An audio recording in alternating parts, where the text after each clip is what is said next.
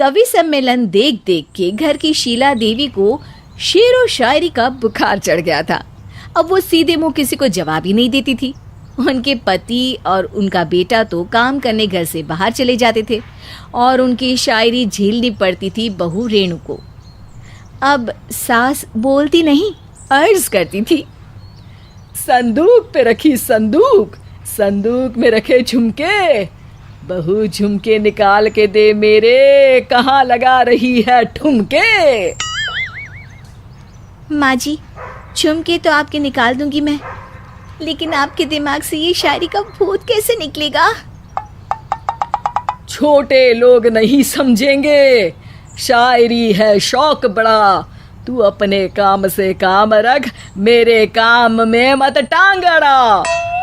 शौक अलग बात है, लेकिन हर चीज में अपना शौक डाल देने से जग हंसाई हो सकती है सासू माँ।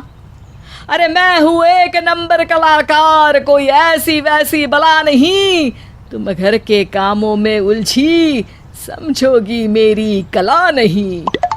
ठीक है माँ जी, आप नहीं समझती तो कोई बात नहीं, लाओ मैं आपके झुमके ही निकाल कर दे देती हूँ। बहू सास के झुमके निकाल कर देती है और वहाँ से चली जाती है।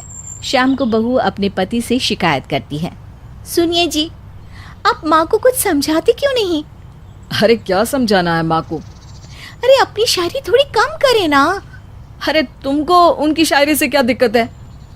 अरे मुझे नहीं, पर पड़ोस में सब लोग हंसते हैं, कहते हैं बुढ़ापे में लोग सठिया जाते हैं, लेकिन शीला जी तो शायर हो गई हैं।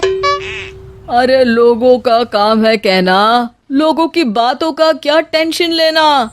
अरे वाह, मैंने भी शेर कह दिया, वाह वाह वाह वाह। देख लो, तुमसे किसी ने कहा नहीं और तुम्हारे सामने कोई माँ की बुराई नहीं करता तो तुमको फर्क नहीं पड़ रहा।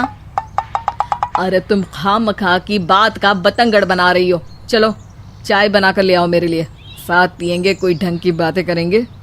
रेणु चाय बनाने लगती है। पहले वो अपने पति को चाय देती है, फिर सास को और आखिर में अपने ससुर को।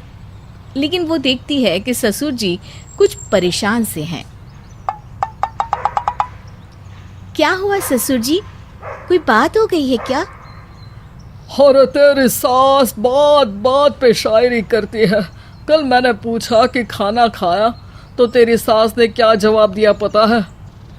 अरे गलती की और आरोपी ने कोड़े खा लिए फटाफट, खाना तो नहीं पर पकोड़े खा लिए झटाझट।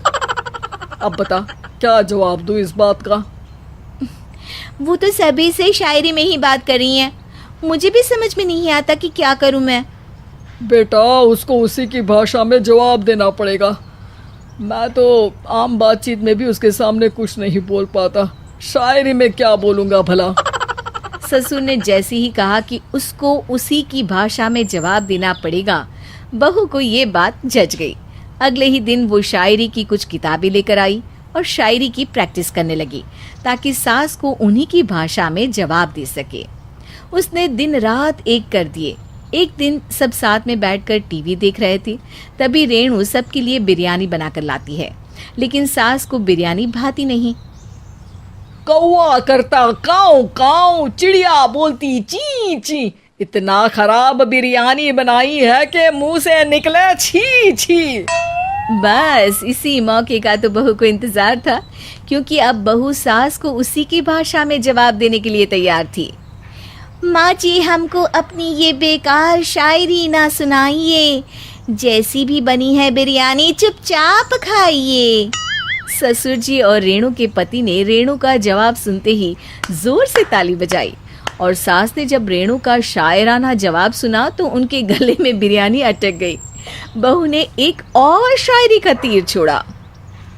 शायरी में बहू के सामने सास हो जाएगी ढेर, क्योंकि सास मारेंगी एक शेर तो बहू मारेगी 1.25 शेर। सास को छोड़ के सब वाह वाह करने लगते हैं। आज पहली बार सास को नहले पे दहला मिला था और रेणु ने सास का मुंह चुप करा दिया था। अगले दिन रेणु का पति उससे कहता है, अरे वाह, तुमने तो माँ की बोलती ही बंद कर दी, मज़ा आ गया। अब मेरे लिए कुछ बना दो, खाकर मैं काम पर चला जाऊं।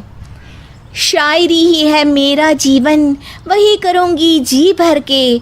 नौकरानी रख लो कोई, काम नहीं करूँगी मैं घर के। अरे तुम क्या माँ जैसी हरकतें करने लगी, सीधे सीधे बात करो ना। हो गई कल शायरी, रोज थोड़ी ना करोगी। शीशी भरी गुलाब की पत्थर पे फोड़ दो, जो मुझे शायरी से रोके उसके कान मरोड़ दो। पति घबराकर वहां से चला जाता है और बाहर उसके पिताजी के पास जाकर बैठ जाता है। दोनों अपनी बीवियों की शायरी से परेशान है। ससुर को पछतावा होता है कि क्यों उसने बहू को सास की भाषा में ही जवाब देने का आइडिया दिया। अब तो घर में दो दो शायर हैं। दोनों एक साथ दुखी स्वर में कहते हैं, हम दोनों की ही बीवियां जब से शायर हो गई है, क्या बताएं, जिंदगी एक फटा हुआ टायर हो गई है।